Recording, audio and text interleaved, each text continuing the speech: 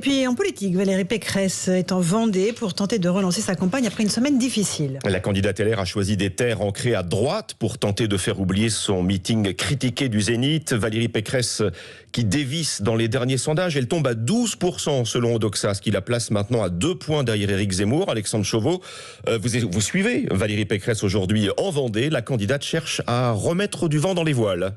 Oui, la candidate est arrivée tout sourire à Mouilleron, ville natale de Clémenceau. Et malgré des sondages en berne, Valérie Pécresse veut tourner la page de son meeting critiqué dimanche dernier. Je considère qu'une campagne, c'est évidemment beaucoup de turbulences.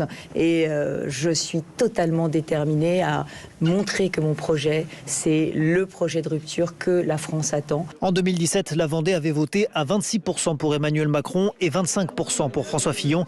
Un électorat qui hésite cette année entre le chef de l'État et Valérie Pécresse selon les enquêtes d'opinion.